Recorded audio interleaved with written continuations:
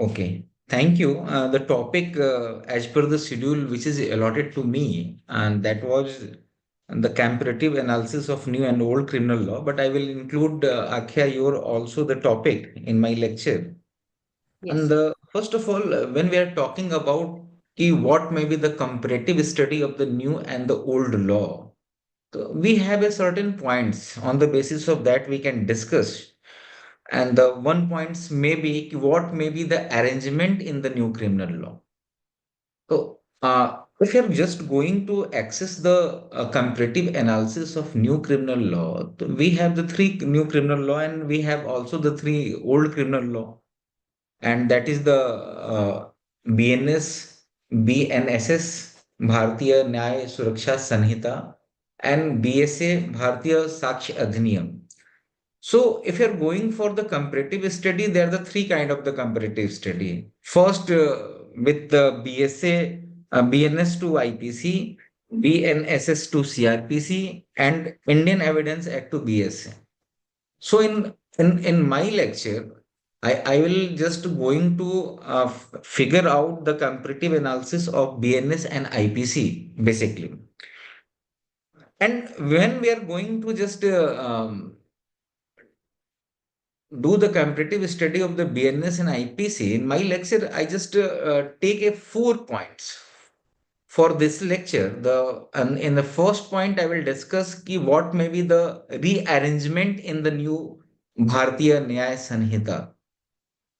Second, I will discuss what are the offenses which were deleted in the BNS Bharatiya Nyaya Sanhita.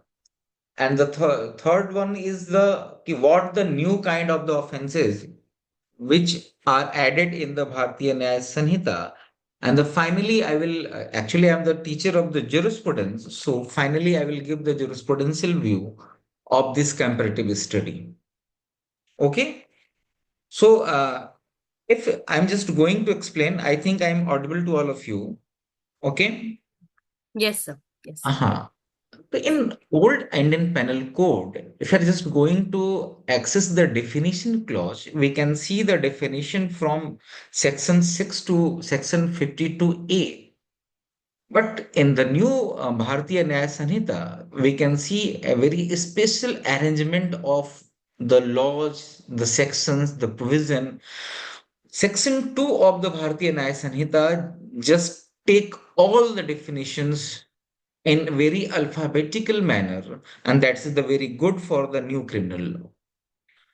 Some new thing in a definition which are incorporated, for example, the first time in the section 210, the BNS is talking about the transgender as a person. You know, before the Legal Service Authority versus Union of India case of 2014, and that judgment was the very remarkable judgment which was given by the Chief Justice, sorry, that time the Justice Sikri Saab. After that, after that, the rights of the transgender or the LGBTQ community where arises in the Indian legal domain. And in this new law, you can see in the meaning of the person along with the male or female, we can see the scope for the transgender was also given. One thing which was changed in the section 2 subclause 20, the old law is talking about the British calendar. And we can say the old law is the colonial law, and the new law is try to just come out from that kind of the stigma. Okay, right now it is not a colonial law. I will discuss it's right or wrong. ये अभी मैं करूंगा कि कितना सही है कि हम जो colonial impact है उससे बाहर निकल आए हैं new criminal law में. But several places in the new criminal law we can see कि some terms were replaced like the on the place of the British calendar we can see the Gregorian calendar और ये शब्द जो है British वहां से remove किया गया. कई जगह servant of India like word था उसे रिमूव किया गया. तो इस तरीके से कुछ रीअरेंजमेंट किए गए इसके अंदर. or when we are going to see the offense against the human property, all kind of the things, just as for example, the offense against the human, just put in a very beginning of the Bharatiya Nyaya Sanhita. So such kind of the arrangement has been done in the new criminal law. और ये जो एक technical arrangement है, इस point पे भी हम देखते हैं कि ये न्यू क्रिमिनल लॉ थोड़ा बेहतर दिखता है। ठीक है। After that, the my new portion of the today's lecture is कि some offenses has been deleted, and एक roughly figure ये है कि लगभग 16 offenses जो हैं वो delete किए गए हैं। कुछ वर्ड्स, कुछ प्रोविजंस डिलीट किए गए हैं, जैसे कि सर्वेंट ऑफ इंडिया हटा दिया गया है। ठीक है ना। कई जगह पे आप देखेंगे कि जो ओल्ड लॉ है सेडिशन, सेडिशन हटा दिया गया है 124A। The removing of the sedition, that means not कि we are just going to remove the offenses against the state. In the old one as well as the new one, we have a separate chapter for the offenses against the state. But in that chapter there was a provision in old law, that is the sedition 124A, और वो new new जो law है उसमें उसको remove कर दिया गया है। ठीक है। इसके आगे जब हम लोग बात करते हैं तो एक सेक्शन है 153AA जिसको रिमूव किया गया है, और वो जो नया लॉ है उसमें 196 1 क्लॉज सी में लाया गया है, जो बेसिकली एक तरीके से मास ड्रिल और द वेपन के साथ एक स्ट्रगल की बात करता था किसी कम्युनिटी के अगेंस्ट में। उसी तरीके से जो अटेम्प्ट टू सुसाइड टाइप का जो है उसको भी रिप्लेस किया गया है। ठग जैसा एक ऑफेंस था जिसे खत्म कर दिया गया है।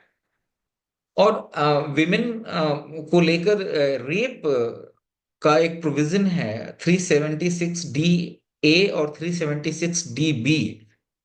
ये दो अलग अलग रेप के प्रोविजन थे जिसमें एक ही तरह के ऑफेंस रिफ्लेक्ट होते थे।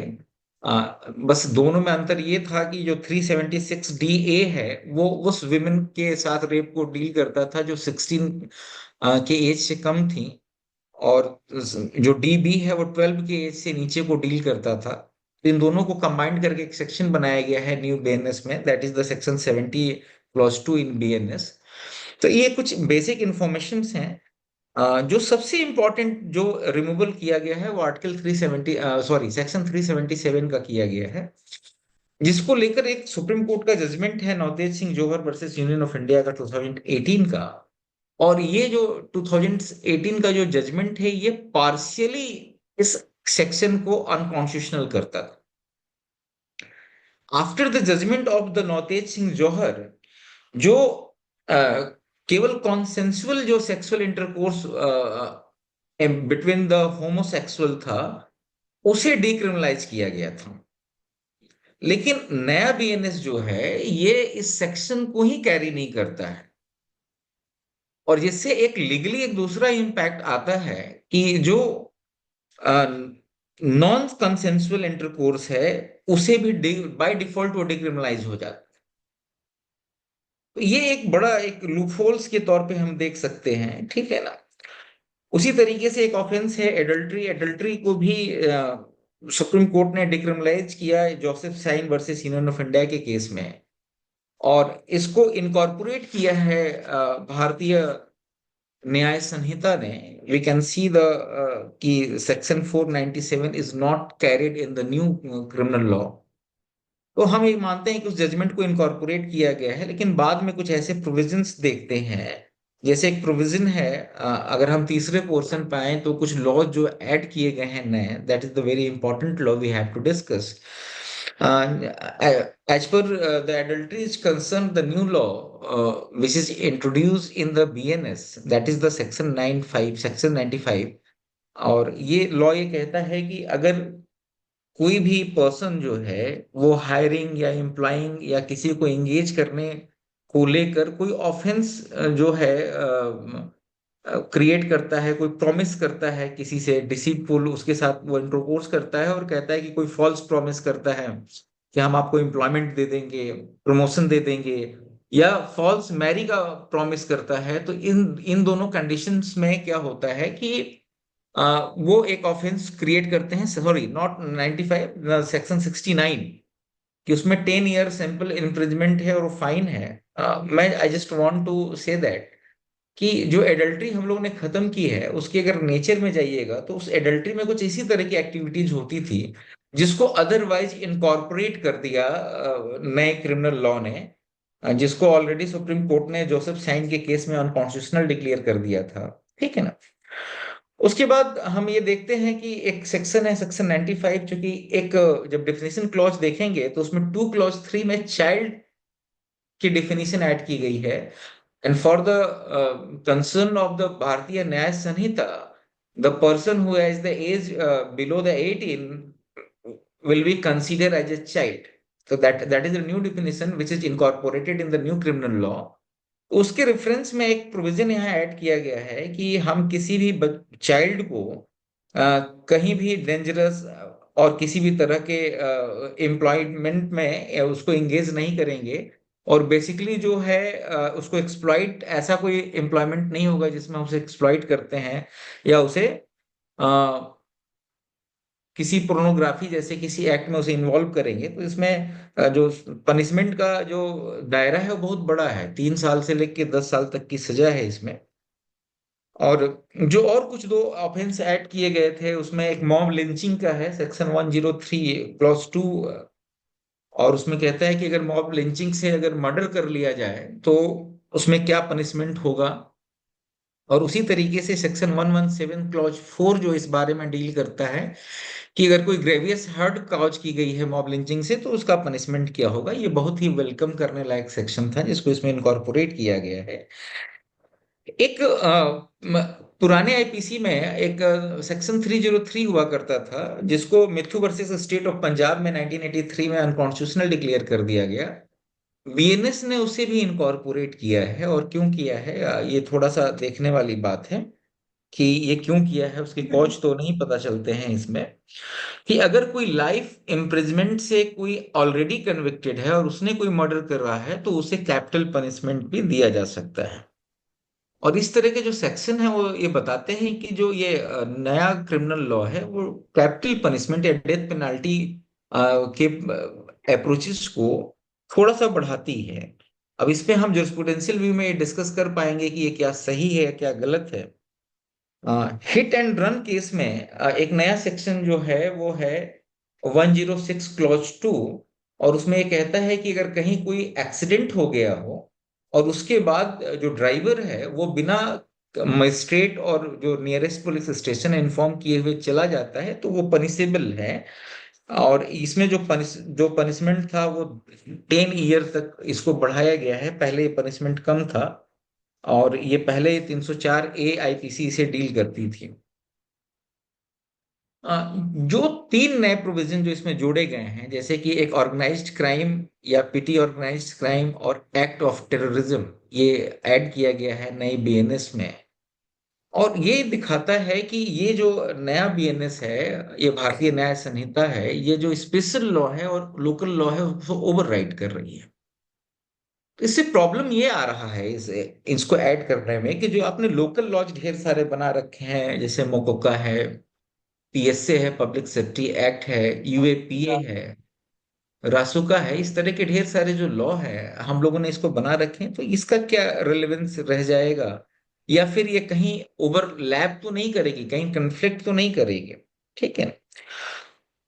एक नया एक्ट जो है 152, जो 124 सेडिशन को जिसको खत्म किया गया है उसकी जगह पे एक नया लॉ लेके आया गया है, सेक्शन 152 है। एंड ये उस एक्ट को पनिशेबल बनाता है जिसमें कोई भी व्यक्ति सॉवरेनिटी और यूनिटी और इंटीग्रिटी ऑफ इंडिया के अगेंस्ट में इन्वॉल्व है। बस इसके कॉज थोड़े चेंज हैं, बट लेकिन इसकी जो लैंग्वेज आप देखिएगा तो सेक्शन 124 की एक ही तरह रिफ्लेक्ट करता है ये। ठीक है ना। जो बहुत अच्छी चीजें इसमें लेके आई गई हैं वो इसे जेंडर न्यूट्रल बनाने का प्रयास किया गया है। कई जगह इलेक्ट्रॉनिक एविडेंसेस, जो फोटोग्राफी या वीडियोग्राफी करने की बात जो क्रिमिनल प्रोसीजर कोड में है इसमें कही गई है। पनिशमेंट के तौर पे एक नया नेचर का पनिशमेंट स्टार्ट किया गया है, that is the community service. तो that is very good. So I have one minute to just conclude my all the informations. Akhya? Yes, sir, please, sir. Okay. Okay. When we are just going to discuss the jurisprudential view of my lecture ki what we have with the new criminal law, and in that sense, in the my mind, the first question which is arises that ki what is the merit and demerit of the TB Macaulay law IPC? जो TB Macaulay ने जो law बनाया था वो कितना important है और क्या वो उसके कंपैरिजन में जो नया लॉ है वो क्या बहुत अच्छा है। इसको अगर हम जब देखते हैं तो हमें सारे लॉज को देखना चाहिए कि टीबी मैकॉले के बनाए गए लॉ के पहले जो इंडियन क्रिमिनल लॉ था वो कैसा था। ठीक है ना। जो हिंदू टाइम पीरियड है, जो कॉम्युनल डिवीजन को अगर हम 1 मिनट के लिए यहाँ कंसीडर कर लें तो वहां पे जो उनके जो स्टेट थे वहां पे जो क्रिमिनल लॉ था वो कैसा चलता था। और जब हम इस्लामिक लॉज के बारे में बात करते हैं तो वहां पे ये क्रिमिनल लॉ कैसा चलता था, तो उस कंपेयर में हम टीबी मैकॉले के लॉ को देखते हैं तो बड़ा मेरिटोरियस लॉ है वो। बहुत काम किया गया है। जितना बेहतरीन वो ड्राफ्ट रहा उतना बेहतरीन ड्राफ्ट तो उस समय ब्रिटेन के क्रिमिनल लॉ का नहीं था जो टीबी मैकॉले ने यहाँ के लिए बनाया था। इवन जो हमारा नया क्रिमिनल लॉ है अगर उसके सब्सटेंटिव चेंजेस देखिए उसके अंदर तो बहुत कम है। अभी भी ये पूरा का पूरा जो लॉ है उसका जो बेसिक कॉन्सेप्ट है वो ओल्ड क्रिमिनल लॉ का ही है। डेफिनेशन क्लॉज भी अगर आप देखिएगा तो मतलब उसमें जो चेंजेस आए हैं बहुत ही 1-2% के चेंज हैं। मतलब आफ्टर द 168 170 ईयर, लगभग पौने 200 सालों के बाद भी वो कितना रेलेवेंट है।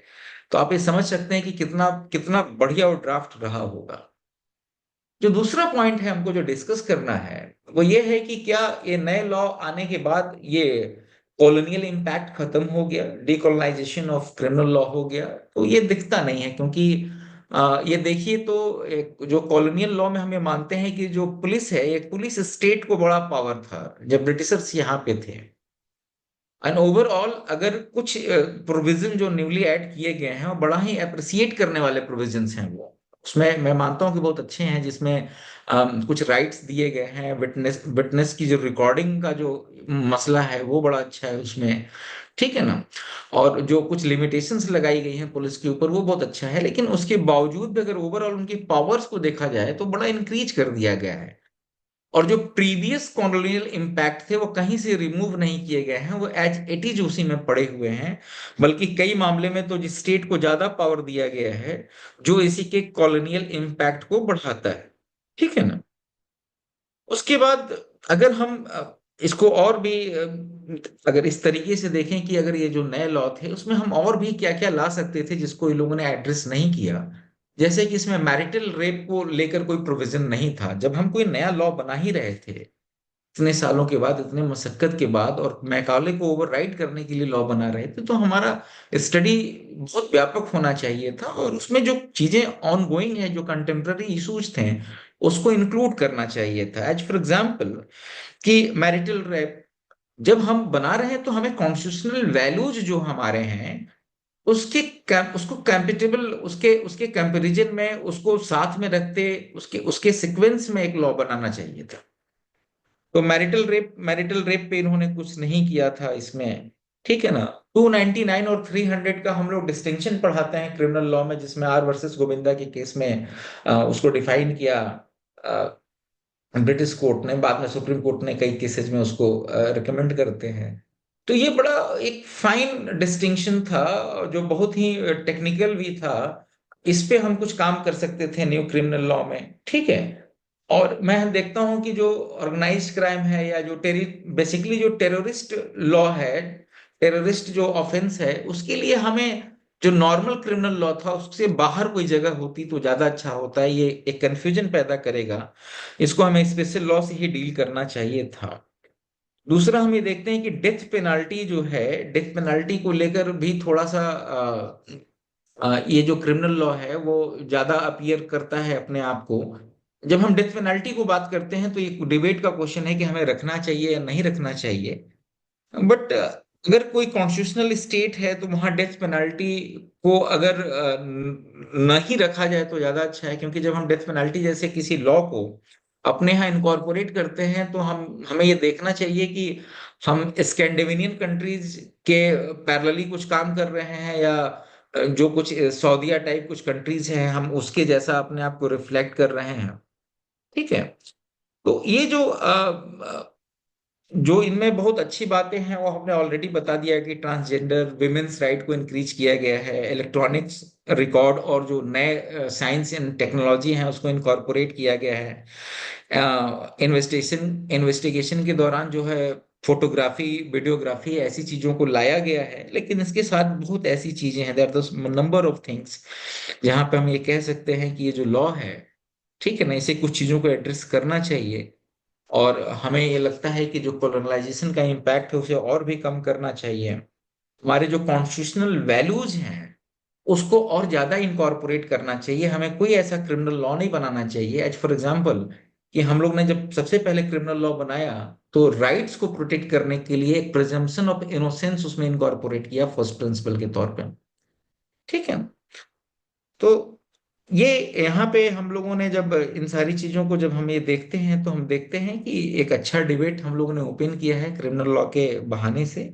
और इस पे बात होनी चाहिए कि जब भी हम कभी नया लॉ ड्राफ्ट करें या कुछ इसके अंदर कुछ चेंजेस करना चाहें तो ये डिबेट ही इसके अंदर जो है वो चेंज जो है प्रिस्क्राइब करेंगे। Thank you. अगर कोई क्वेश्चन हो तो आप लोग पूछ सकते हैं।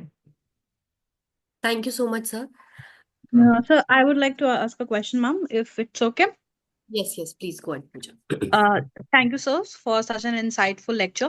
Sir, I wanted to ask that as you have also mentioned about the hit and run, the punishment for the hit and run and the recognition of the crime of the hit and run under Section 106, subclause 2.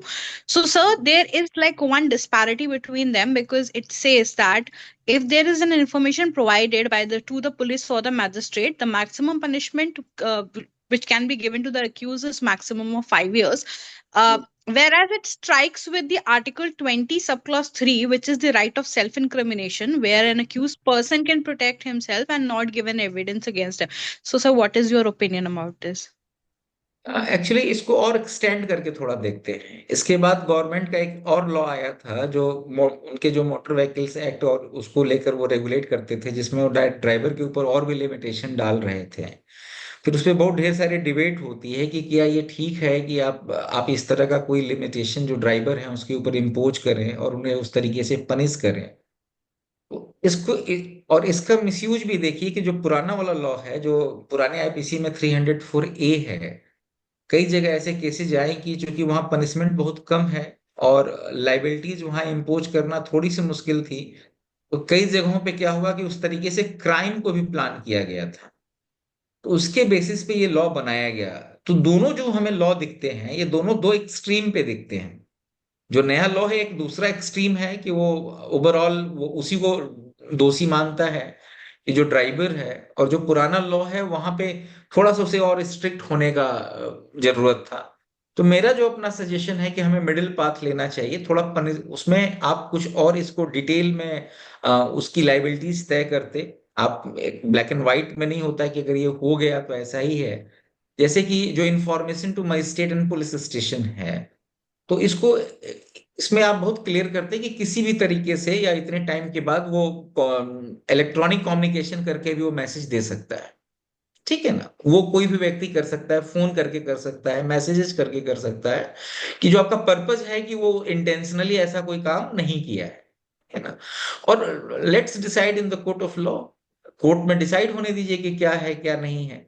लेकिन जो extreme situation है कि आप अगर इसे नहीं follow करेंगे तो आपको एक्सट्रीम पनिशमेंट दिया जाएगा।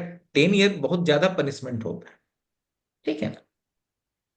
So, just want to say, अगर हमने यहाँ पे इंफॉर्मेशन दे दी, सिर्फ इंफॉर्मेशन के बेसिस पे 5 years कम हो जा रहे हैं, तो basically what we are trying to say कि अगर आप आर्टिकल 20 सब क्लॉज 3 का वायलेशन कर रहे हो तो आपको कम पनिशमेंट मिलेगी, और अगर आप वायलेशन नहीं कर रहे हो, अपना राइट प्रोटेक्ट कर रहे हो fundamental, so you will be punished for a higher punishment. उस पे बहुत डिबेटेबल है। उसमें जब आप देखिएगा जितनी भी कमेंट्रीज इसमें आई हैं वहां पे 20 क्लॉज 3 को भी उसमें लाया गया है, जो सेल्फ अपना प्रोटेक्शन है। उस पे लोग अभी डिस्कस कर रहे हैं। एक तो डिस्कशन ये है कि क्या ये प्रोविजन सही में वायलेट करता है 20 क्लॉज 3 को। ये मेयर इंफॉर्मेशन, जैसे कि अगर आप कहीं जा रहे हैं और आपकी गाड़ी से कोई भी एक्सीडेंट हो गया है, तो क्या इसे एक तरीके से एडमिशन माना जाएगा कि हमने ये क्राइम किया है, या इट्स ए मेयर इंफॉर्मेशन? तो ये बहुत डिबेटेबल है। जैसे कि वो 20 क्लॉज 3 तो वहां अप्लीकेबल होता है ना, जहां हमने कोई क्राइम किया और हमको फोर्स किया जा रहा है कि हम उस क्राइम को मान लें कि हमने वो क्राइम किया है। यहाँ पे कुछ ऐसा नहीं, आप जा रहे हो और हो सकता है कि आपकी गलती से नहीं, किसी और की गलती से वो एक्सीडेंट हुआ हो। जो उसमें विक्टिम है वो गलती उसी की हुई हो। तो ये थोड़ा सा दोनों का नेचर अलग है, थोड़ा अभी तक डिबेटेबल है। न्यू क्रिमिनल लॉ है, अभी देखिए इसमें क्या है, कोई इसमें केस लॉज भी इस तरीके से नहीं आया है। तो आता है तो ज्यादा और क्लियर होगा। ठीक है ना? अभी अभी अभी क्या है कि जो सेवनी ने अपने टाइम पे कहा ना कि वो ऐसा लॉ है जिसके अंदर अभी भी वॉक जिस्ट पेंडिंग है। अभी धीरे धीरे रिफॉर्म होके ये मैच्योर लॉ की तरफ बढ़ेगा। तो अभी लेट्स गो, जाने दीजिए, देखते हैं क्या होता है। ठीक है। Thank you, sir. Thank you so much. Hmm, sir, may I? हाँ, please please. Sir, my question is with regard to hit and run case only. My question is that as per the current scenario, the person has to inform the police through under any means. Otherwise, there is a penal provision. Sir, my question is that hasn't the legislature thought about mob lynching to that person? Because the providing information or going to the police station or getting to means all this will bring much trouble. What is your opinion, sir? देखिए, jurisprudence में दो theories होती हैं। एक तो होता है